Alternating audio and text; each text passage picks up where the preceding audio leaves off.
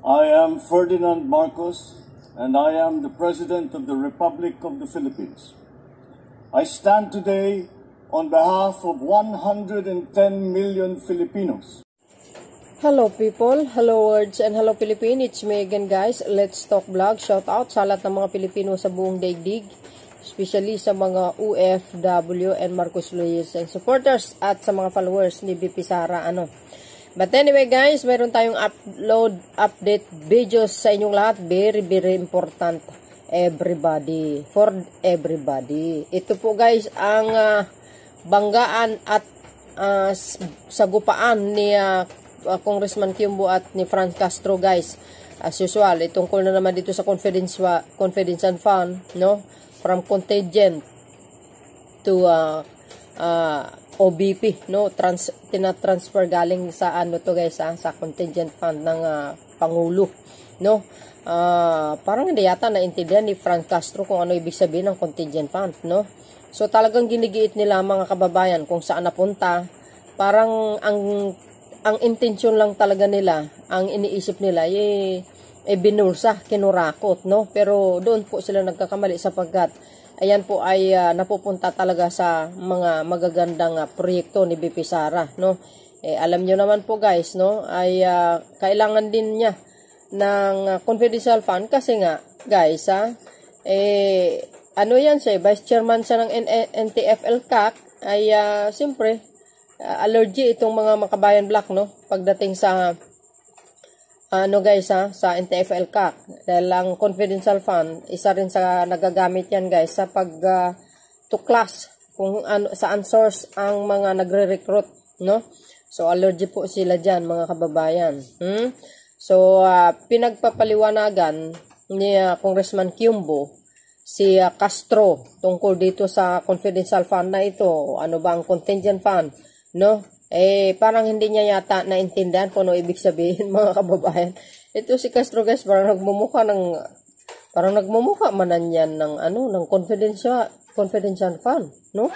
Puro silang kuda ng kuda. Talaga ng mga parang ang dating ni Castro ipapalabas na talagang winaldas yung pera, pero hindi naman totoo yun. Ano to guys, alam nyo ba, pinupolitika itong confidential fund ni BP Sara. Ang aga-aga nyo naman mangampanya, matagal pang 2028. Pero hindi nyo kayang sirain itong taong ito sapagkat 32 milyon ang bumuto dito mga kababayan. At alam na po ng mga karamihan ng mamamayang Pilipino ay yung mga paglilinlang at ng mga makakaliwang grupo talagang gumagawa ng paraan yan para pabagsikin ng isang tao. Nang sa ganun hindi na siya ibubuto ng taong bayan. Pero doon kayo nagamali sapagkat gising ng tao ngayon. Ang mga taong bayan, mga kababayan. Ayan ang mga intensyon ng mga tao sa mundo. Malayo pa ang 2028, kaya parang demolition job ito mga besyang. Gusto niya ipa-impeach si BP Sara. Kaya itong mga makabayan bloke-bloke na ito, nagmumukha ng confidential fund.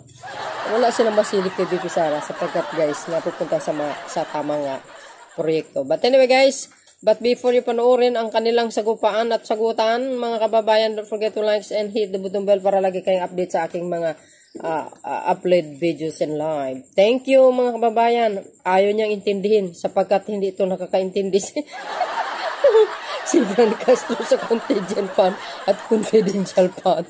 So yun guys, see you again. Bye bye babus. Sumasakit ang mga ulo ng mga congressman kay Franz Castro.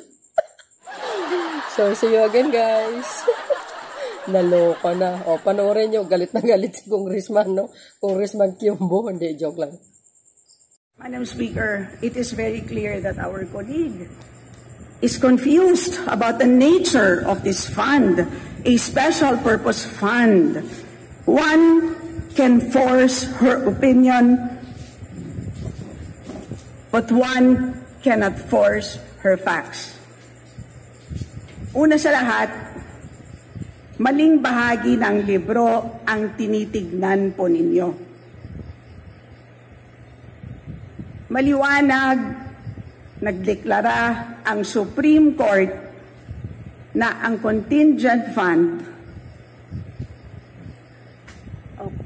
ay isang line item appropriation. Madam Speaker, So, ibig wala sabihin tayo nun- doon sa contingent fund. So, ibig sabihin nun, Hindi po natin pinag-uusapan dito. Please yung allow the contingent sponsor fund. to finish your statement. No.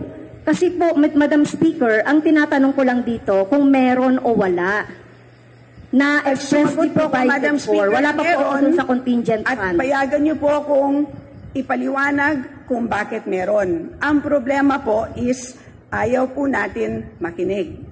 Gusto ko po, Madam Hindi po Speaker, ako ayaw ipaliwanag kung bakit... Naano po yung oras ko, Madam Speaker.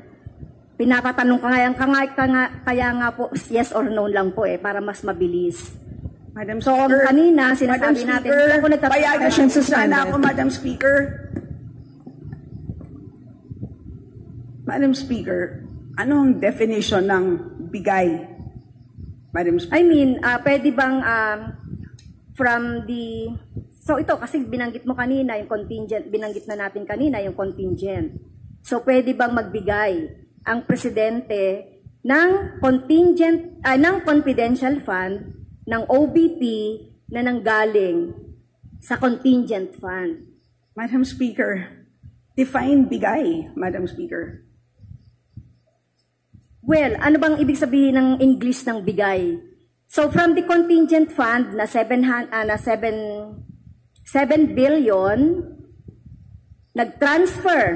nag-transfer from contingent fund Madam Speaker, authorized by the President through the recommendations ng DBM from contingent fund ay nag-transfer ng CF or confidential fund sa 2022 na budget. O Madam sa Speaker. OVP budget. Madam Speaker, ang problema kasi sa salitang bigay is hindi naman po yan sa Presidente. Kaya hindi po niya pwedeng ibigay yan. Ang contingent fund, Okay, Madam sige, Speaker, ay Madam special Speaker, purpose fund. transfer. Hindi po yan pagmamayari ng Presidente po. Ang contingent fund ay special purpose fund subject to the approval of the President, Madam Speaker. So, please qualify the word bigay, Madam Speaker. Yes, sige. Yung transfer na lang po. Please siguro hindi qualify. Please maintindihan. define the word transfer, So, Madam Speaker. So kung nag-request ang OVP sa Office of the President ng CF Madam Speaker, o yung you cannot request from the President, Madam Speaker. So saan po nag-request ang OVP ng confidential fund? Madam Bakit Speaker, yan ang merong- problema sa ating... Bakit meron sa Kasama. nakalagay sa financial report, yung SAOB, na nanggaling sa contingent fund? Okay? So, galing sa contingent fund, itong 125 plus yung Madam Chair, yung medical medical expenses na more than 90 million medical or financial expenses. So ang total nga niya na nanggaling sa sa contingent fund ay 221 billion 424. Madam Speaker, it is very clear that our colleague is confused about the nature of this fund, a special purpose fund. Okay. This is lodged with the DBM. Madam Speaker, So- hindi po ako confused. Alam ko po yung sinasabi ko. Okay? So, based dun sa mga documents, so ang sabi mo kanina, sabi natin kanina, merong contingent fund na nakita naman natin ito doon sa report ng Office of the Vice President mismo, na merong sa SAOB, Madam Speaker, yung SAOB, ito po yung Statement of Obligation, Disbursement, Balances, etc. na may nanggaling sa contingent fund at dinala doon sa doon sa Office of the Vice President. Isa ay confidential fund at isa po ay doon sa financial and medical fund or medical or medical or assistance. Okay, so 221 million yun. There seems to be no question. What is the question again, Madam Speaker?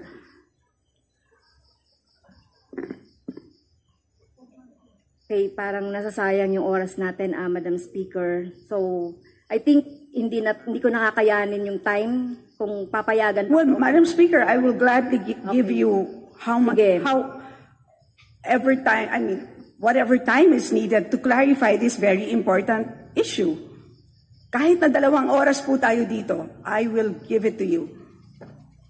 Okay, thank you, Madam Speaker. Thank you for our distinguished sponsor. So, kanina, ang sinasabi ko, Madam Speaker, at wala pong medical expense po dyan. Wala po ako nakita medical expense sa mga dokumento. Okay. So, kung bibigyan lang ako ng pagkakataon, Madam Speaker, doon sa pinanggalingan nitong tinutukoy nating 125 million na confidential fund at saka doon sa tinutukoy nating 96.4 na medical or financial assistance kasi naka-reflect doon sa SARO. Kung pwedeng maipakita, Madam Speaker, sa PowerPoint, meron din po tayo noon. Yung sa SARO,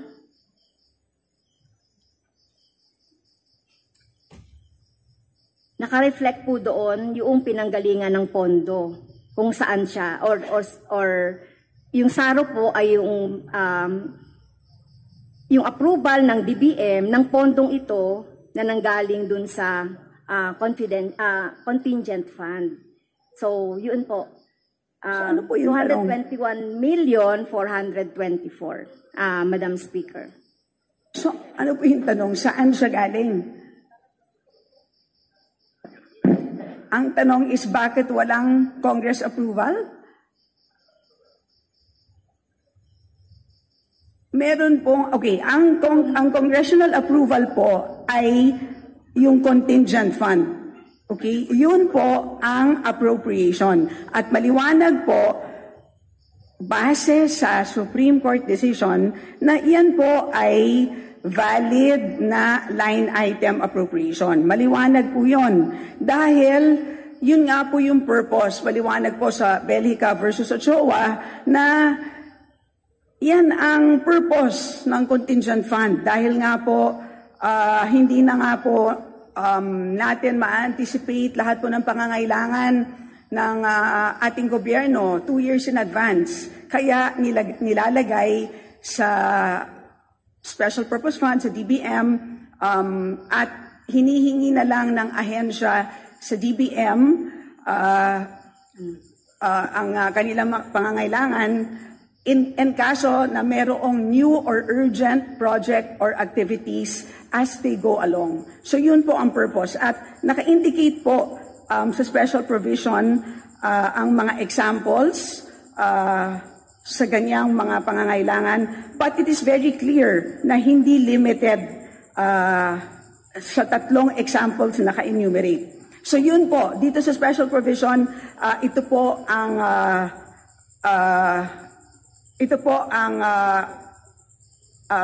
authorization sa paggamit ng contingent fund. Ngayon po, ang importante po is merong existing line item doon po sa Office of the Vice President. At maliwanag po, ang existing line item doon po sa Office of the Vice President 2022 GAA, which is the Good Governance Project and Social Services Project. Yun po yung existing line item, of which one of the objects of expenditure is confidential expense. Liliwanagin ko po. Ang confidential expense is not a line item. Hindi po siya line item. Hindi po lahat na nakikita ninyong salita doon sa NEP o sa GAA ay line item. Hindi po. Ang line item lamang sa NEP o sa GAA ay ang tinatawag na projects, activities, or programs. Yung PAP, yun lamang po ang line item. Ang iba po doon, yung objects of expenditure, hindi po yung line item. tulad ng PS, MOOE, capital outlay, yung pong supplies, traveling expenses, hindi po yung line item. Ang tanging line item ay yung mga tinatawag na PAP. Ang PAP doon sa OVP 2022 budget na kung saan kasama ang confidential expense ay yung nabanggit ko na nga po na good governance, engagements, and social services project. Kaya po, sinasabi natin na authorized po, expressly allowed po itong confidential expense noong 2022.